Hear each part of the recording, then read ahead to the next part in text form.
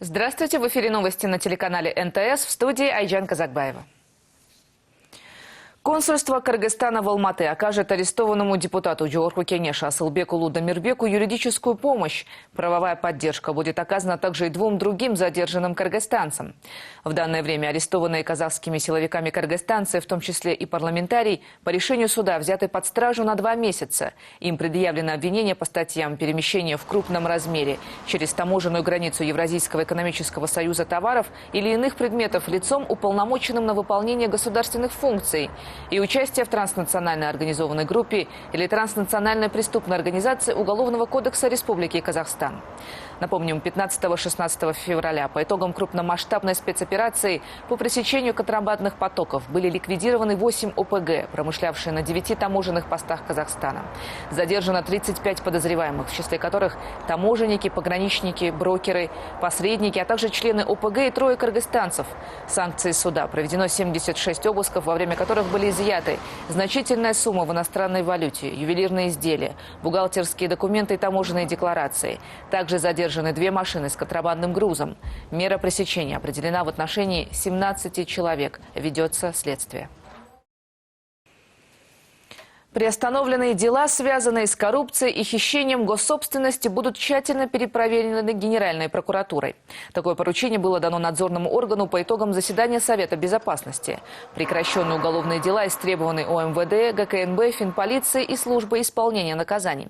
В прокуратурах областей и городов созданы рабочие группы с тем, чтобы изучить законность процессуальных процедур и решений. Прокурорам указано принципиально ставить вопрос об ответственности сотрудников следственных подразделений, которые принимали решения по уголовным делам необоснованно и незаконно. Проверят следователей, которые затягивали сроки следствия, укрывали преступления от учета и фальсифицировали доказательства.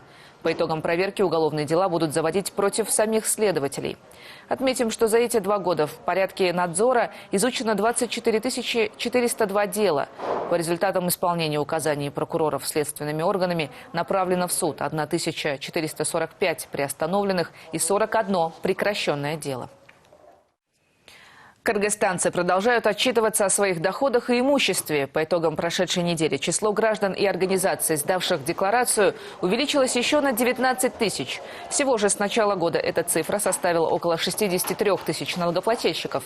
Львиная доля из них приходится на индивидуальных предпринимателей – более 38,5 тысяч человек. Остальные – это компании и физические лица. В ГНС напоминают, что срок сдачи ежегодной единой налоговой декларации для юридических фирм, включая фермерские хозяйства, заканчивается 1 марта. Госслужащие, предприниматели, а также граждане, владеющие налогооблагаемой недвижимостью и транспортом, должны предоставить отчеты до 1 апреля.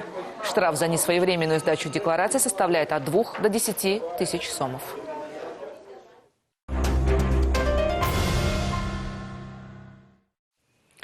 От ботулизма в отделении реанимации Ошской межобластной детской больницы скончался ребенок. Напомним, ранее в Карасуйскую территориальную больницу с диагнозом ботулизм поступили 17 человек. Среди госпитализированных было 6 детей. 4 находятся в Ошской городской детской больнице в инфекционном отделении. 2 находились в реанимации. 1 из них скончался накануне. Как сообщает пресс-служба Министерства здравоохранения, на сегодняшний день стационарное лечение проходит 13 больных. Из них 8 взрослых. Они находятся в территориальной больнице Карасу. Все пострадавшие получают необходимое лечение. Проводится интенсивная дезинтоксикационная терапия. Результаты лабораторных исследований будут известны в течение 10 дней. В Кыргызстане растет заболеваемость острыми респираторными инфекциями. Эпидемиологи сравнили данные за последние 2 недели февраля и выявили, что количество больных по всей стране увеличилось на 11,3%. Как говорят в Госсанэпидемнадзоре, это было ожидаемо. Распространению вируса способствует потепление, а в данное время эпидемиологическая ситуация по республике стабильная. То, что мы сегодня видим, что отмечается небольшой рост заболеваемости, он может продолжиться до конца февраля. Почему? Потому что сейчас погода соответствует выживанию вируса гриппа в окружающей среде, передаче от больных окружающим. Поэтому, я думаю, может продлиться он до конца февраля.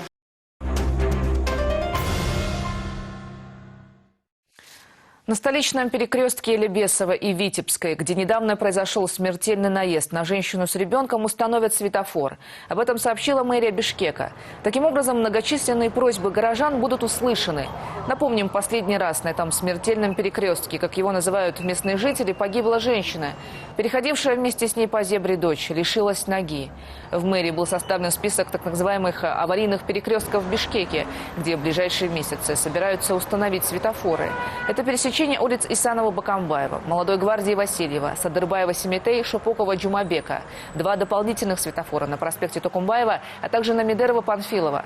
Установка комплексов регулировки движения направлена на снижение количества ДТП.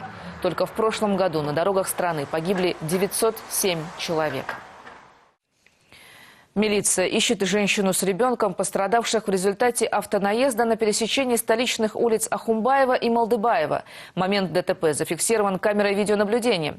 На записи видно, как женщина и ребенок переходят дорогу в неположенном месте, и девочку сбивает автомобиль. Как отмечают в пресс-службе ГОБДД, пострадавшие не обращались в больницы Бишкека. Заявление в милицию по данному факту тоже не писали. В данный момент ведутся поиски участников ДТП. Судя по видео, после наезда женщина поставила девочку на ноги. В каком состоянии был ребенок, неизвестно. Затем пострадавшие сели в машину сбившего их автомобилиста и уехали в западном направлении. Убийство матерью новорожденного ребенка. По такой статье заведено уголовное дело в отношении женщины, которая, по данным следствия, завернула своего новорожденного ребенка в пакет и спрятала под диван. Ребенок скончался до приезда спасателей милиции. В данное время, сообщают ГУВД Чуйской области, 32-летняя женщина находится в Чуйском областном роддоме под стражей. Этот вопиющий случай произошел в селе Восток Ламединского района. Женщина работала на птицеводческой ферме. У нее на иждивении 3 детей. В Министерстве здравоохранения отмечают, что женщина скрывала свою беременность. Поступила в стационар уже после родов, приехала в больницу сама, не вызывая скорую. Ее состояние в данное время оценивается как тяжелое. Подозреваемую начнут допрашивать после того, как она поправится, сообщили в ГУВД. Сегодня утром в Бишкеке в районе Ожского рынка на пересечении улиц Киевской и Кулиева сгорела автомашина. Как сообщили в МЧС, звонок в пожарную службу поступил в 9:37. Бригада выехала через 2 минуты, и уже за несколько минут огонь локализовали. На месте работал 1 пожарный расчет. По предварительным данным, пострадавших нет. На перевалах по маршруту Бишкек-Ош, Казарман-Акталчат, Каракол-Нильчек 20 и 21 февраля ожидается сход снежных лавин. Снежные заносы, накаты гололедица. Об этом сообщает Кыргызгидромет. В связи с выпавшими и ожидаемыми осадками ведомство напоминает о правилах безопасности и призывает строго соблюдать дистанцию между транспортными средствами в 500 метров при проезде лавиноопасных участков.